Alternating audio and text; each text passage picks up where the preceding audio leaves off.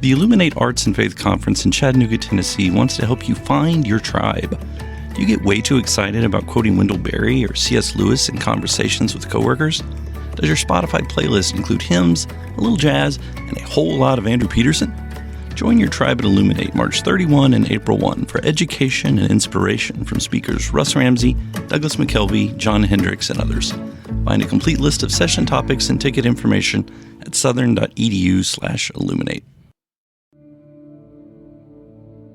In 2024, I set out to meet as many poets as I could and spend an hour with each one. I got more than I bargained for, more insight, more clarity, more hope. It's proved to be one of the richest highlights of my life.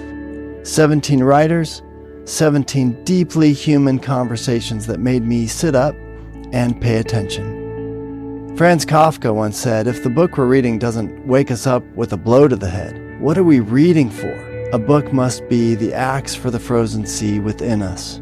And that's what I hope this new book will do. I hope it wakes us up, my friends.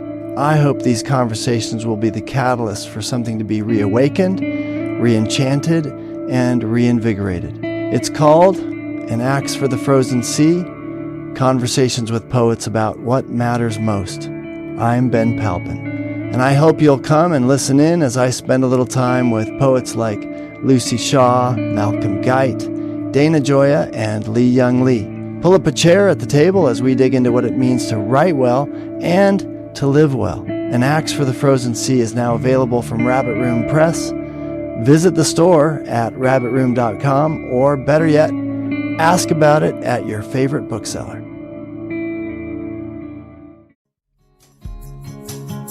I always want to communicate the message that there's never anything to be ashamed of. There's no humiliation involved in the creative life. There's only growth, there's only expression, and the desire to tell stories and connect with your readers. These are beautiful impulses. Welcome to the Habit Podcast, conversations with writers about writing. I'm Jonathan Rogers, your host. The Sad Stories Told for Laughs series continues with Maryrose Wood. She's the author of one of my favorite middle grade series, The Incorrigible Children of Ashton Place.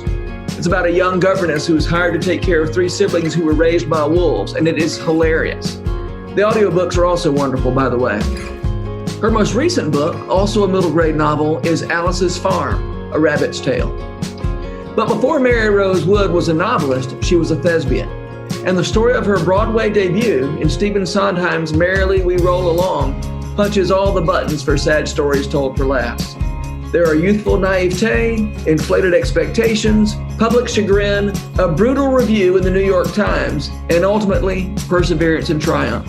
You're going to love this story. Maryrose Wood, I'm so happy to have you on this special episode of the Habit Podcast as part of the Sad Stories Told for Laughs series. Jonathan, I am so pleased to be here. I feel both amused and heartbroken to be here, in keeping with your sad stories being told for laughs theme. I'm willing to embrace all of that. Oh, good. Yes. As we were talking about a minute ago before we started recording, you said if we don't, life is all comedy, and we have to laugh at these things, or we're in trouble. I agree. I guess I agree because I just said it. That's right. Yes. Yeah, it's good that I agree. Well, you have some very funny stories about, when I first started thinking about this series, you're one of the first people to come to mind because of your experience on Broadway. My one experience. I was going to ask you, this was your one and only experience on Broadway? You see, we're already on the theme. It was my greatest triumph and my most resounding defeat. Well, tell me about it. Well, I'm glad to. It'll be therapeutic.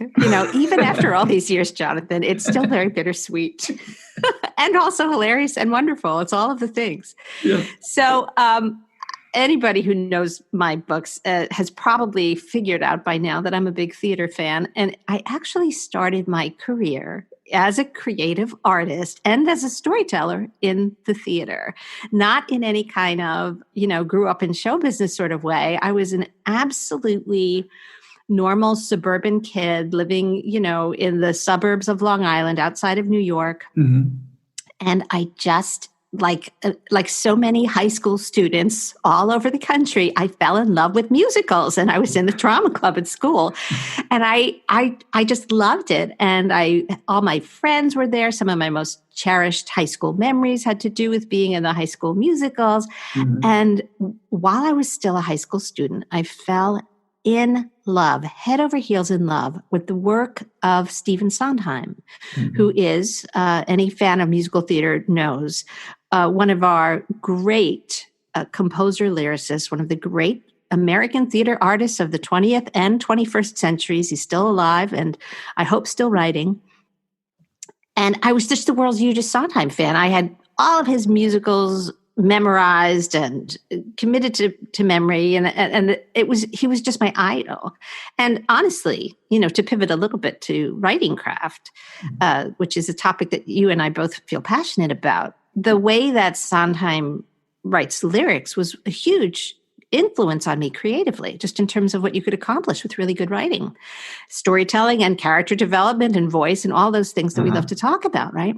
So imagine my delight doesn't even begin to describe it. My almost hysterical excitement to discover after I graduated from high school and went to college. I went to NYU. I was 17 years old. I was a theater major. And at the very beginning of my second year of training, there was an announcement made in the theater newspaper, which was called Backstage. I believe it still exists, although it's probably online now, that there was going to be an audition for Stephen Sondheim's next musical. And get this, they wanted unknowns who were teenagers. Wow. So you were, 18 or 19 at this point? I was 8. When I saw that listing in the newspaper, I was all of 18 years old. And with the kind of overconfidence that only comes of complete and utter naivete, I said, I'm going to go and get myself in that Sondheim musical. I'm going to do it. So I did. So they were having what is called an open call, which meant that you could just show up. If you came at the appointed time, you would be let in, theoretically. As opposed to what's an unopened call look like? Oh, right. So in the theater, a real actor, a professional actor, which I certainly was not at the time. I hope I've made that clear. I was in no way equipped to do this. But a real professional actor would have an agent and have them submitted for an audition appointment. And you would go see the casting director. It would all be very scheduled and efficient. And you would know what you were doing. That wasn't me. So did you have a headshot? Well, this is the next part of my story. I knew that I needed one. And for anybody out there who doesn't know what a headshot is, it's a picture. It's usually 8 by 10. You get them, if you're a professional, you get them professionally taken by a professional photographer. And this is something that all actors have. I'm sure you've seen them. Actors have headshots, right? They're in Nashville, the post office and the barber shop and the hamburger place, the country stars headshots are lined up on the wall. Oh, there you go. Exactly like that. Yeah. You go to a restaurant, it says Dolly Parton was here, and there's a picture of her, right? 8 by 10 glossy. Yep. So did I have a headshot? The answer, Jonathan, is no. I did not have a headshot. I was living in a dorm room, with a roommate, trying to get up in time to make it to my acting class. I was in no way prepared. So I'm not going to show up without a headshot because it said in the ad, you're supposed to bring a picture, right? Sure. So I'm living, NYU, for those of you who don't know, is downtown Manhattan. And the audition was in Midtown Manhattan, home of Broadway. Mm-hmm. And so I was taking the subway uptown, and in between the 14th Street stop where NYU is and I think it was the 49th Street stop where I was getting off to go to the audition, is the 34th Street stop, which is where you get to Penn Station, which is the big train station in Manhattan. And I knew from experience that if you got off at Penn Station, there was a photo booth where you could slide $1 in and draw the curtain and get a little snapshot, like a Polaroid taken of you. You've all seen these, right? When you're on a tourist someplace, there's a place where you can go in and take funny pictures with your friends. Just the little 1x4 inch strip. That would be the one. Wow. Not an 8x10 professionally taken headshot, but it was a photo. So I went to Penn Station. I'm on my way to the audition. I'm like completely, I'm like, I got time. Oh, by the way, you'd also were supposed to bring a resume. So I typed up my resume, and I wish I could do air quotes with my fingers on a podcast, but I can't. But it was my resume as I understood it, right, at the time. Yeah. I typed it up on my IBM Selectric typewriter portable. That was my college typewriter that I did all my papers on. And so it was a one-of-a-kind document. There was not a copy. It was just my original one with anything that needed to be X'd out or corrected. There was the whiteout on it. And all I had done was the high school plays. So that's all that was on it. So I get off at Penn Station. I put my dollar in. I get my picture taken. I staple it to this hand-typed resume, think of like a medieval monks, like illuminating unique copies, right? This is prior to Gutenberg. It was just me and this typewriter. And I show up at the audition, and I think it was supposed to start at, 10 a.m. And I got there like maybe just before 10, feeling so confident because I was early and I was obviously going to be one of the first people. And I was prepared, right? Because I had my bogus resume and my dollar from the photo booth picture from Penn Station. Well, Jonathan, kids had been lining up since 4 a.m. I think there were maybe, 3,000. I'll have to check, some of my friends from those days. There were literally thousands of kids waiting to be seen for this show. And I just walked kind of like wide-eyed, like look at all these people sitting in the hallways. Look at all these people standing on the stairs in this, there was just no place to put them. And I just walk in and I'm thinking, well, I wonder what they're here for. I'm here for the Sondheim audition, but what are they all here for? And I walk in and I'm quickly put straight, like go to the end of the line if you can find it and sit down and wait because this is going to be a long day. So I did as instructed. I still haven't, collapsed my tendency to be a little overly optimistic, a little Pollyanna-ish. It's definitely my personality. I think much too much? No, never mind. You know it. It's from the Incorrigible Children of Ashton Place books. Op too much stick. That's it. Yeah. This is a concept that is drawn directly from my own personality, just in case anybody was wondering where I came up with it. So there I am, waiting, just, biding my time. And eventually somebody in a position of authority comes out and starts making announcements like, look, everybody, obviously we're not going to see everybody today. And but we appreciate that you came, and we are interested in knowing about you because we do want teenagers and we do want unknowns. And look at you all. Obviously, you're unknown because you're sitting in a stairwell. So they had assistants with gigantic black hefty bags, like the contractor garbage bags, the big size. Yeah. And these assistants went around and everybody threw their picture and resume in the hefty bag. Like, it was such a beautiful introduction to show business. Like, literally, my precious card just went right into the garbage bag. Wow. So that was an initial experience, right, of trying to pursue my dream of being in the theater. But wait, there's more. Do you want to hear the rest? I want to make sure I'm not like abusing everybody's patience with this. So, I was like humiliated but undaunted, right? Like that's how I'll phrase it. So I go home, and I had a boyfriend in college at the time who was also an actor, and he had shown up and he had gotten the same drill and thrown his picture and his resume into the trash bag. And so we compared notes later on, and lo and behold, within a week or so, he got I think it was a phone call or a postcard in the mail or some kind of contact saying, we're going to see the people who came that day, and here's he'd come at this time and we're going to try to see everybody. So he was contacted and I was like, wow, congratulations. Because I wasn't contacted. I didn't get anything. And so I thought I consoled myself with the certain knowledge that anybody who's ever been in a high school play knows is that they always need boys, right? There's always like more girls for all the parts and they always are looking for boys. So that's what I told myself. Said, fine. I wished him good luck. So the day of the audition came and he went off to his audition for the new Sondheim show. And I never will forget this. I went to the bane of my existence, tap dancing class. Talk about like an exercise in humility. I was a bright kid. I got great grades. I think I graduated third in my senior class, but I wanted to be an actor. So I was an acting major at NYU and I was plunged into doing things that I was terrible at. Yeah. And one of the things that I was bad at was dancing. And so I had to take tap dancing class. It was one of my requirements.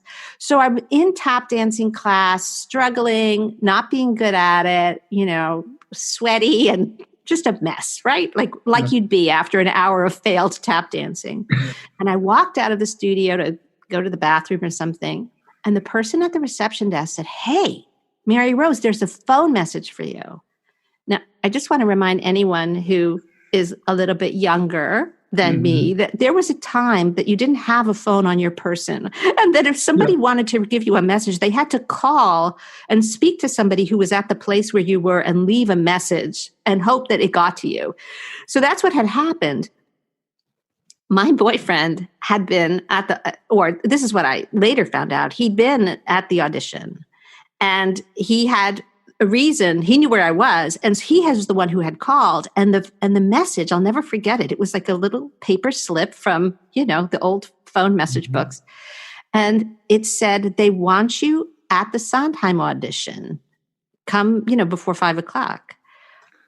And I thought I was being pranked. Yeah, it just seemed like, how could that possibly be the case? But up to muchstick as ever, I race outside. I get to the subway. I go home.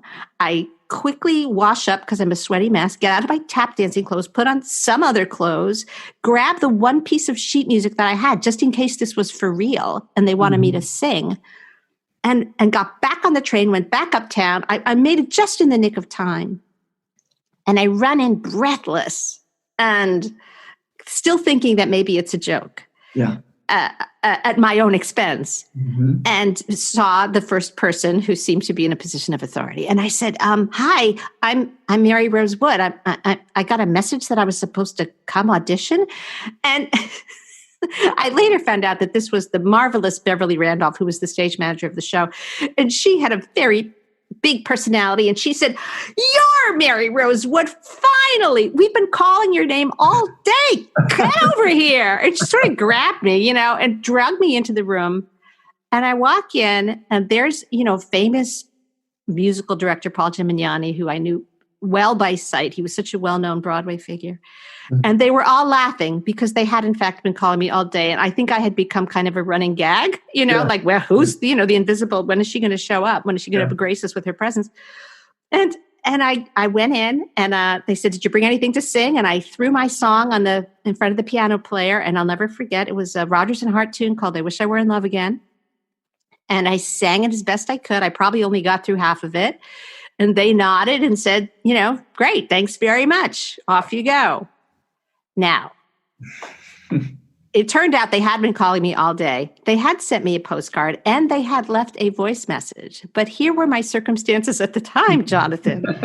I was living in like a 1.5 room apartment in the East Village. This was 1980, by the way. So anybody who knows their New York history knows that this was the worst neighborhood in the world, right? It was it was a very low rent place to live, but I was a student and that's what I could afford.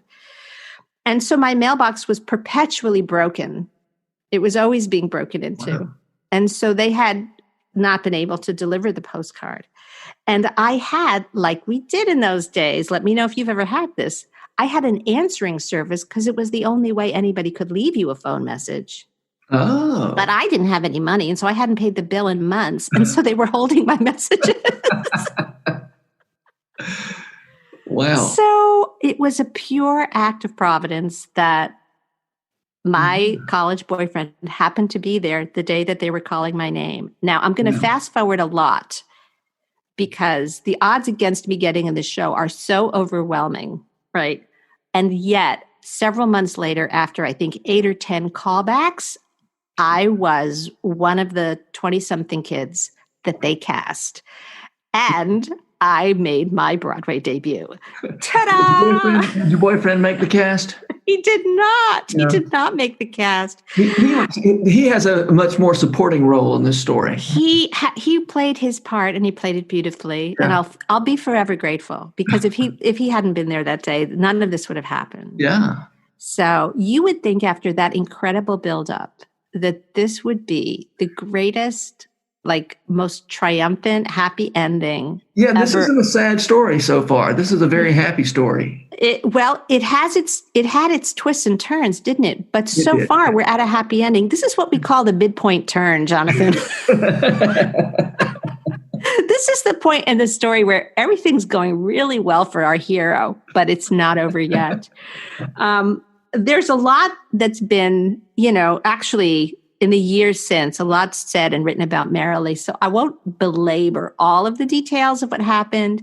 Yeah, but the show is Merrily We Roll Along. Merrily We Roll Along is the name of the actual show. And I'll tell you more about it in a second. But what happened next was they cast the whole company, and they did it almost in this incredible way that they had all of the finalists, if you will. It was kind of like a game show, They had all the finalists on the last day, and we got cut. It was one of those scenarios where we kept having to sing and dance and read and sing and dance and read, and people kept being asked to go home, and those of us that were left was like, okay, I'm still here. I made the cut, Yeah.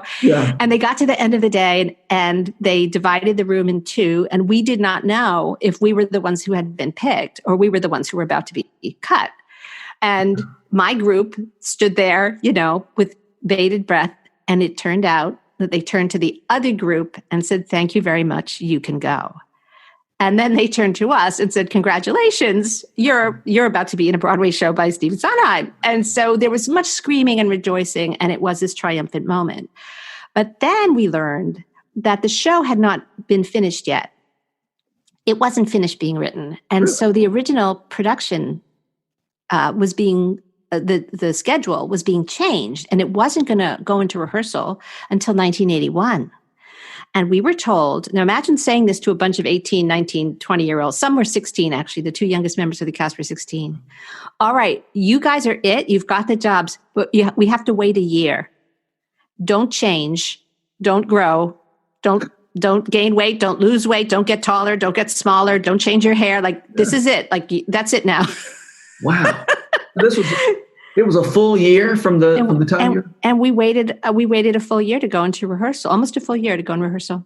Wow. Then so let's fast forward that year. It was an amazing year, also incredibly strange, because I had nothing else to do but finish my second year of college, but I knew that I was going to be in a Broadway show the following fall. So I was probably not the most likable acting student at NYU. Even my teachers were a little bit like, she's the one who's going to be on Broadway. Well, I guess we can't say anything to her. The whole thing was very awkward and strange. I finished the year. We went, the next fall came, and with hearts full of optimism, we went into this, what felt like it was going to be this dream experience. And all through rehearsals, we worked as hard as I've ever worked in my life on anything, because the show was still being finished. And later on, I became a writer, obviously. So I understand how tricky deadlines can be. Mm-hmm. And they also seemed to be, they had that effect on Steve Sondheim. He did his best work under deadline. So it was only when we were finally really in rehearsal that he wrote some of the most difficult and ultimately most wonderful songs in the score. So we weren't just rehearsing the show. We were rehearsing version A, and then version B, and then version C. The show kept changing as we were rehearsing it. And because we were all so young, a decision was made that we did not do what a Broadway musical typically does, which is it does an out-of-town tryout. We were just going to open this brand new show that was being written kind of as we watched on Broadway in full view of the New York City theater-going community and the critics. Yeah. Do you think this was a good idea, Jonathan? Let me just see if you're following the logic. Do you see what I'm driving at here? I feel like you're setting some things up here. Making excuses would be another way to say it. Yeah, maybe. Let's see. One thing you said I didn't understand. You said because y'all were so young, they didn't do the out of town openings. Yeah, well, as I said, the two youngest members of the cast were 16, and so it's one thing to take a bunch of seasoned Broadway actors and say we're all going to go live in hotel rooms in New Haven for a few months, but you can't bring a bunch of teenagers easily to do that. And so it was probably a wise decision, but it turned out to be what did it turn out to be? Well, why don't you tell? Why don't I tell you? So we opened the show. We did what is called previews. So we didn't just have opening night. We started to sell tickets and open the show. But we're in our Broadway theater. We're on Broadway, and we're selling tickets, and people begin to come see the show. And from the first preview, we know we're in trouble. People cannot make heads or tails of the show. They can't figure out the plot. They can't follow the characters. It's a mess. And I should say, for anybody who doesn't know the show, it's based on source material. It's actually based on an old Kaufman and Hart play. I don't remember the year of it, but I guess the 1930s is a safe bet. And the structure of that play is that it goes backwards in time, so that the first scene takes place at a certain point in time, but then the next scene takes place a couple of years before, and then before and before. So by the time you get to the end of the piece, I think it's about 20, 25 years have passed. And so the characters that you met at the beginning are now much younger than they were when you first met them. So you're made up as old people, and then as the play goes on, you go backstage and get some of the makeup wiped off? Well, no, and this maybe was part of what was so confusing. So the concept was to cast the show with actors who were the age that the characters would be in the last scene. And then just to have us act as if we were old people and try to delineate the passage of time through our amazing performances. Most of us did not have any professional experience. Some of us did. Some were incredibly gifted pros, but some of us, I guess I'll speak for myself, straight from the high school play, direct to Broadway. And it was asking a great deal. It was asking a great deal of us to pull this off. And so, no, there was no age makeup. That didn't happen. We were just, and it wouldn't have been possible because it was a musical. It goes from scene to scene to scene to scene. We were always on stage. So no wonder the audience was confused. Emergency measures. Costumes? The costumes were supposed to help. In fact, the original set of costumes were supposed to really help delineate what year we were in. So this particular adaptation of the Kaufman and Hart play, it didn't use the same time frame. It actually began, I guess, in right around the time the show was done, I would say 1980, and then you went back in time, and then the final scene of the play took place. The kids, the leads, who are now sort of young adults, fresh out of college, I think one of them's fresh out of the Army, are on a rooftop of a tenement building watching Sputnik. So that's where we end up in time at the end of the show. So there's a lot of fashion changes, right? There's the 60s, there's the 70s, there's the 80s. There's all of these things. The costumes were supposed to do a lot of the work, but the audience was so confused. And in fact, the audience got so confused, even by the costumes, that as each preview, as I say, desperate measures were sort of put into place to try to make it clearer. So they cut the costumes, and one of the wardrobe people went out to the Gap and got just sweatshirts for everybody. And on the sweatshirts, they put letters that said what the character's name was, because the audience literally could not follow from scene to scene who was who. They added projections so that on the side walls of the theater, there was a projection that told you what year it was. It was desperate. It was desperate, Jonathan. They tried everything. Oh my gosh. Things got worse and worse. And finally, we got to opening night, which happened to be Thanksgiving weekend of 1981. And we really thought we'd fixed it. We'd worked so hard. Imagine also all these fixes going in while we were performing 8 shows a week on Broadway. We were rehearsing all day and then doing the show. And sometimes we were rehearsing a different version of the show during the day than we were doing that night. Because it was changing so fast. Yeah. So, and all of this is happening. I just want to tie this back to this, like humiliations, played for laughs theme of yours, which is so great. All of this is happening in the context of like my most precious dream, like coming true. Yeah. This is what I thought my life's purpose was, I mean, granted, I'm still pretty young, but you can be really obsessed with a dream even at that age. Sure. We did the final performance of the show, and, the final audience was very supportive, as I recall, because it was the last show and they had put up the closing notice. So everybody knew is that so? Yeah, I think the closing notice was already up. Wait. I'm sorry. No. I skipped something. You're saying the final audience. You're talking about opening night. I skipped ahead, Jonathan. Let's go back, because I don't want to miss the part where I got to actually read one of the most hilariously bad reviews I know that I've ever gotten and that anyone has ever gotten. I'm going to get it up. I have my iPad in front of me so that I have it at the ready. So, all right. So we finally got to opening night. So skip what I just said about the final audience. We finally get to opening night, and the critics are going to be there. And it's the opening night audience. And this is the make or break night. We do the show. We sing our hearts out. We dance our hearts out. We do the very, very best we can. You wear your sweatshirts, your hearts out. We exactly. We wore our hearts on our sweatshirt sleeves. And then we went back to the dressing rooms and we put on our, granted inexpensive opening night gear, because we were mostly a bunch of kids. And, and we went to the opening night party at the Plaza Hotel. I mean, Jonathan, it was such an over-the-top dream come true. My Broadway debut, opening night, Stephen Sondheim, Hal Prince, one of my other idols, one of the great Broadway directors. And we're at the Plaza Hotel, and the party's going great. And at a certain point, a certain chill came over the room. And anybody who's ever been at a Broadway opening night knows that there is a moment when some assistant runs out to the newsstands and gets the newspaper to read the reviews. And Maryrose, I know how this ends, but I'm still filled with dread. Well, you should be filled with dread, because it only gets worse. I mean, it does eventually get better, but this is the part.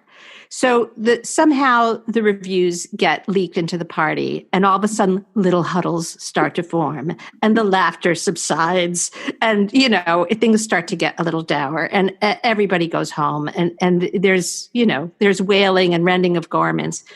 And the next morning, the New York Times, then as now the paper of record for Broadway theater, prints a review that I can't possibly read the whole thing, but I'm going to try and give you some of the high points. Okay. Let's see. I'll just read the opening first, and then one of my favorite paragraphs. As we all should probably have learned by now, this is Frank Rich, by the way, the most influential theater critic in New York at that time. He's no longer a theater critic, but he was at the time. Mm-hmm. As we all should probably have learned by now, to be a Stephen Sondheim fan is to have one's heart broken at regular intervals. Usually the heartbreak comes from Mr. Sondheim's songs, from his music, for his music can tear through us with an emotional force as moving as Gershwin's. Sometimes the pain is compounded by another factor. I'll skip ahead. Suffice it to say, let me read it properly. Sometimes the pain is compounded by another factor. For some of Mr. Sondheim's most powerful work turns up in shows, Anyone Can Whistle, Pacific Overtures, for example, that fail. Suffice it to say that both kinds of pain are abundant in Merrily We Roll Along, the new Sondheim, Harold Prince, George Firth musical that opened at the Alvin last night. Mr. Sondheim has given this evening a half-dozen songs that are crushing and beautiful, that soar and linger and hurt, but the show that contains them is a shambles. Shambles, Jonathan. This was my first professional review. Shambles. Now, let's see. Merrily We Roll Along has been adapted from the Kaufman and Hart collaboration, a Broadway curiosity of 1934. While the new version is rewritten and updated, it repeats the defects of the original text, even as it adds more of its own. It goes on and it gets worse. Let me just have a paragraph. Let's see. One of the running gags in the years since was that the treatment of the cast, you would think that it would be kind of mean-spirited to say bad things about a bunch of kids who are doing their best. But I guess Frank Rich didn't think so. He oh my gosh, it's so bad. I'm just skimming through. With the exception of Sally Klein as the Jettison first wife, the rest of the cast is dead wood. And so we always thought that it was sort of funny that I was one of the few cast members that got called out by name for being in the show. There's one phrase. It's so good. Here we go. Rich talks a little bit about how unlikable all the characters are, and then says, we keep waiting for some insight into these people that might make us understand, if not care about them, but all we get is fatuous attitudinizing. Oh, goodness. My God, it's so, there's another, it's the zing. Oh my gosh, the book's tone seems as empty as its characters. It just goes on and on. Do you know how we writers, when we get decent reviews for our books, our publicists say, pull out the good quotes, we're going to use them as blurbs.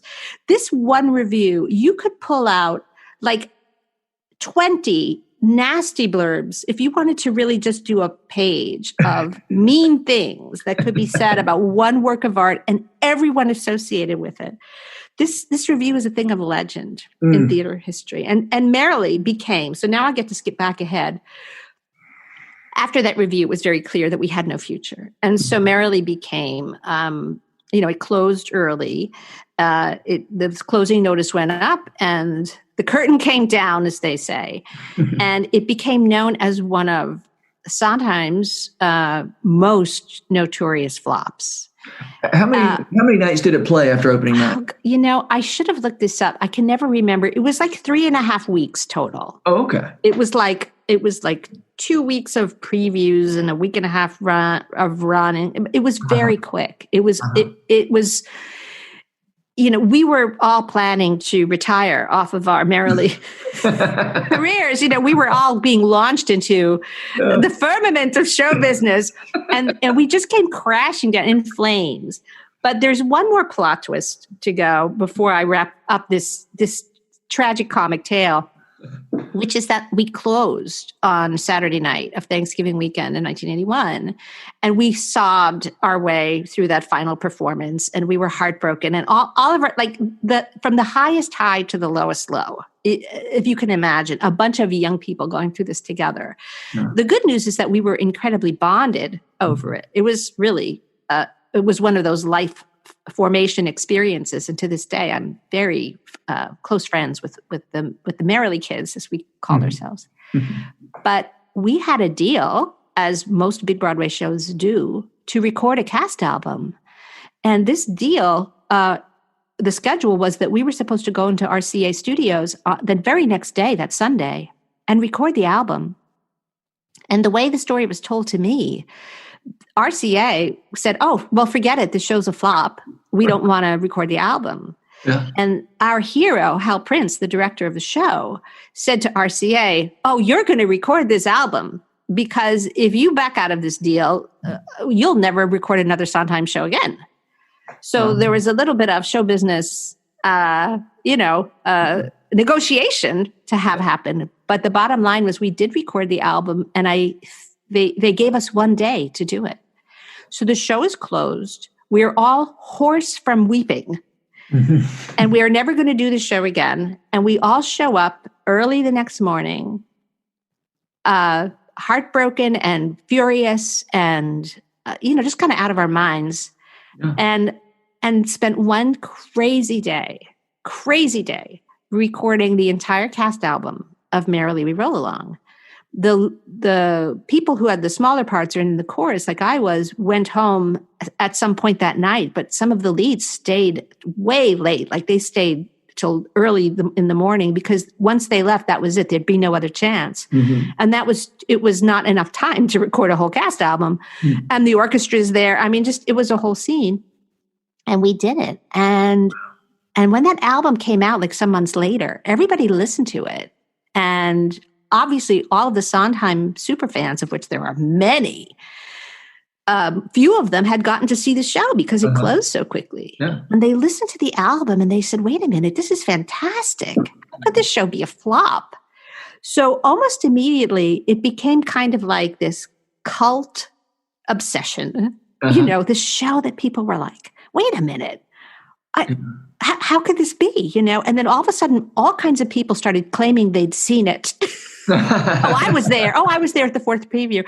And it became evident at some point soon after that if everyone who claimed they had seen the show had seen it, we would still be running, because there were so many people who said they were there.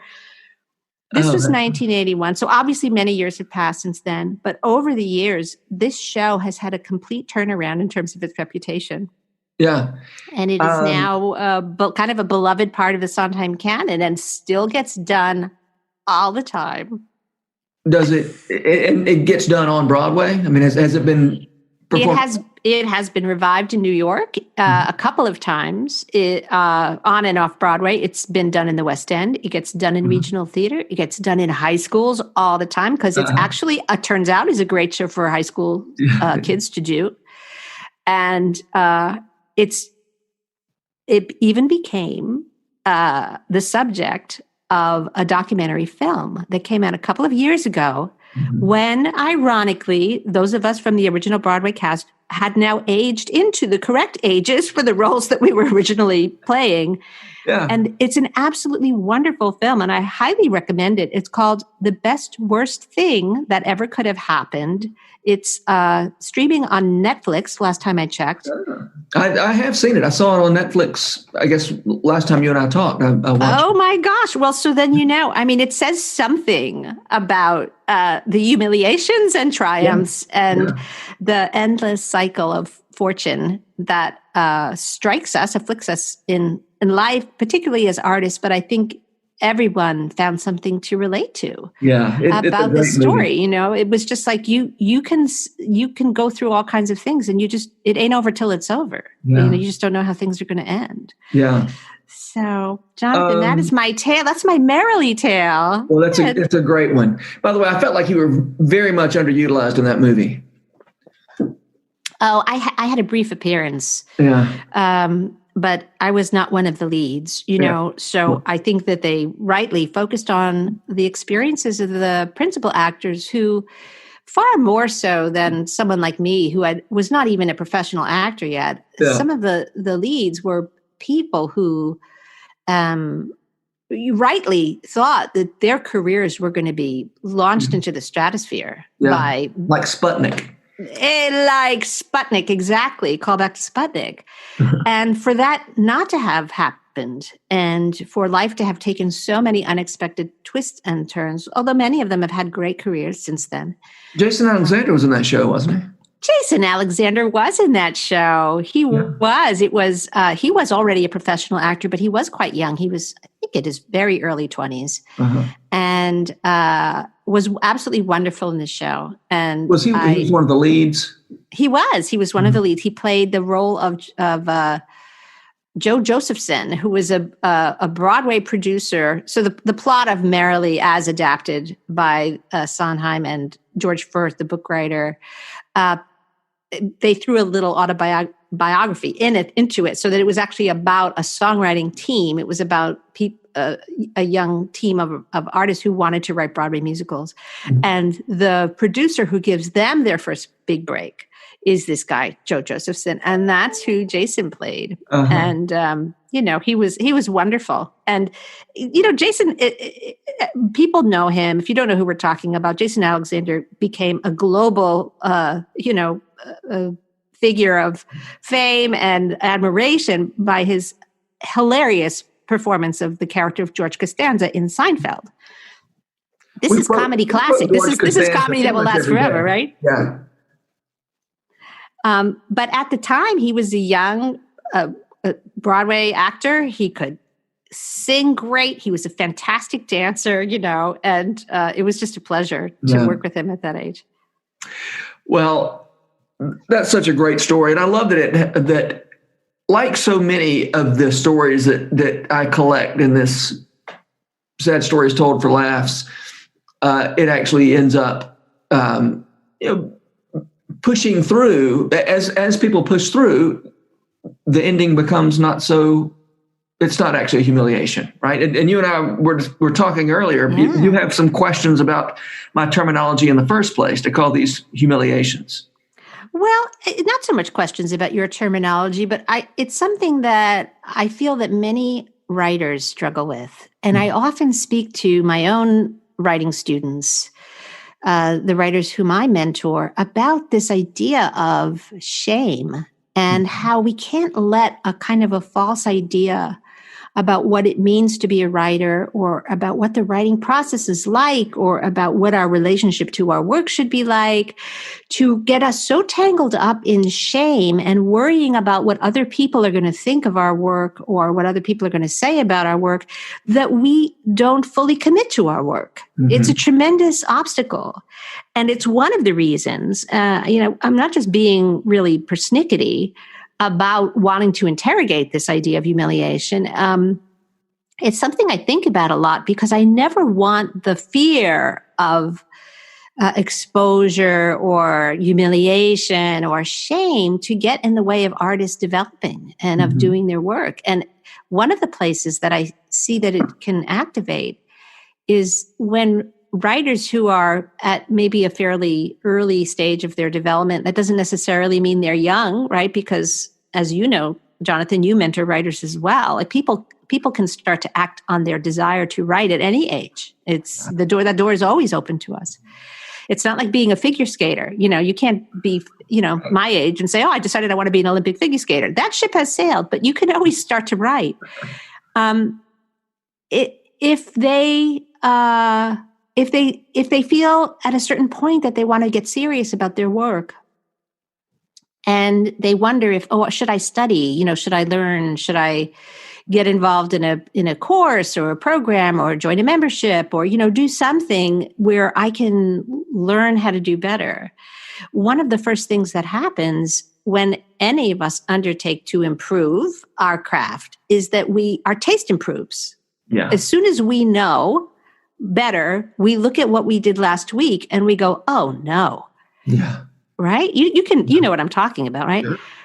So the experience of learning has a kind of an inextricable connection with being brave enough to forgive yourself if necessary. And I don't even think it's necessary to accept that every time you look at work you did before and you say, oh my gosh, I can't believe I was so naive. I can't believe I was so dumb. I showed that to people. I queried that book. I had no idea what Baby Pictures it really was, right? I didn't know how naive that work really was. It was the best I could do at the time, but I showed it to people thinking it was all that. Like me going with my Polaroid to the audition, exactly the same. Yeah. It can get in the way of us being open to learning, is my point. Because every time we learn something new, we have to go through that little grieving process of like, oh, I didn't know any better. Now I know better. Right. Yeah. And so I always want to communicate the message that there's never anything to be ashamed of. There's no humiliation involved in the creative life. There's only growth. There's only expression and the desire to tell stories and connect with your readers. These are beautiful impulses, and it's a great path. And I don't want anyone to feel like, and I hear this all the time, and I bet you do too. I wrote something, but I'm afraid to show it to anybody. And how do we get through? Why is that? Why are we afraid to show our work to people?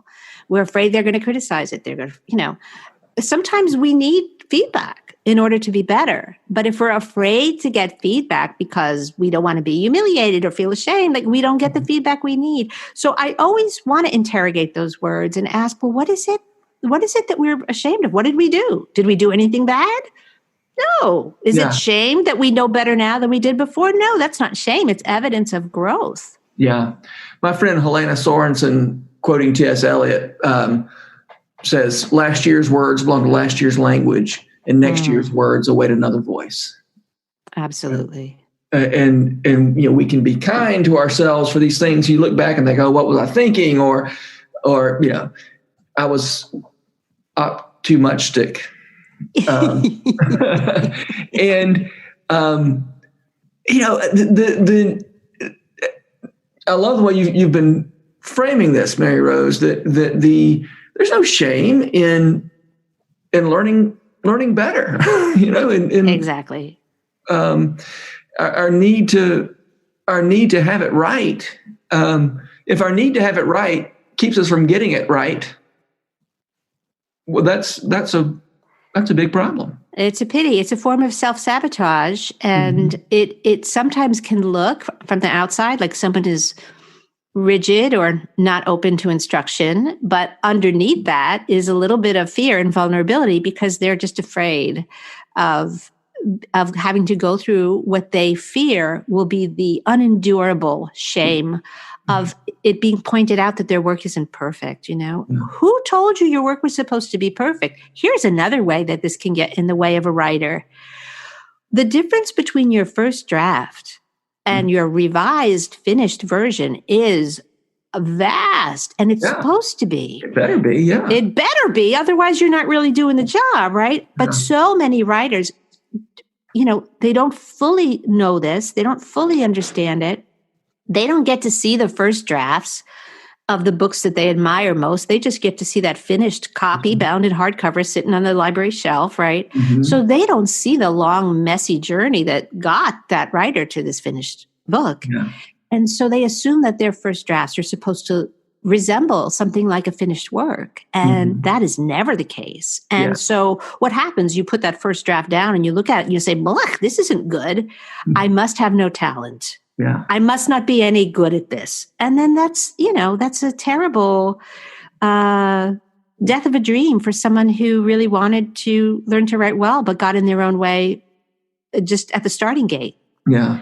So, well, Maryrose, I'm collecting these stories, I say for the edification and entertainment of my listeners, but you have kind of hit on a deeper reason that I like to collect these stories and share them. And that is to see that you and everybody else in this series of conversations have experienced things that could, break a person's spirit or cause them to not want to continue. And yet, as you said, we see the finished product and we think, boy, these people are really, I love your book so much. And I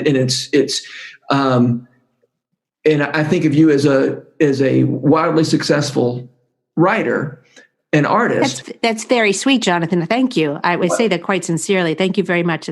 That's lovely to hear. So I love hearing that this was not the story of your whole life. Oh, heavens no. Yeah. I mean, heavens no. And once again, I didn't start writing fiction till I was in my 40s. And I like to remind people of that. Yeah. And it's not that I wasn't doing other things in my 20s and 30s. I was an actor. I did improv. I wrote plays. I wrote screenplays. I wrote musicals. Like I evolved, my storytelling, my desire to connect with audiences through storytelling took many forms. So I didn't show up in my early 40s saying, I'm a rank beginner. I have no idea, but I'm going to try it. I had some background, but I didn't actually start writing fiction and didn't get my first books published until I was in my 40s. So there are many, many twists and turns along the way for all of us. You can't actually know anything about the journey that it took to get someone where they are just by outward appearances. That's right. Yeah. Well, Maryrose, thank you so much for sharing this story. I thought it was so much fun, and I think it's going to do some people some good. Oh, well, I appreciate so much having the opportunity to share it with you and with your listeners. It's always a pleasure to talk with you, Jonathan. Yes. All right. Thanks, Maryrose. Bye. Bye-bye. This podcast is brought to you by The Rabbit Room, where art nourishes community and community nourishes art. And all our podcasts are made possible by the generous support of our members. To learn more about us, visit rabbitroom.com, and to become a member, rabbitroom.com/donate. Special thanks as well to Taylor Linhart for letting us use her song Diamonds as the theme music for Season 3 of the Habit Podcast.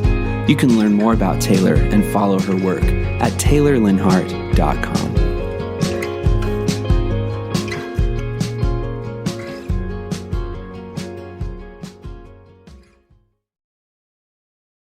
If you've enjoyed this podcast episode, consider joining the Rabbit Room membership. Your membership helps sustain this community, funding everything from publishing and podcasts and theater productions to events and programs that support artists who create with a Christ-centered vision. We'd love to have you on board. Learn more at rabbitroom.com/member.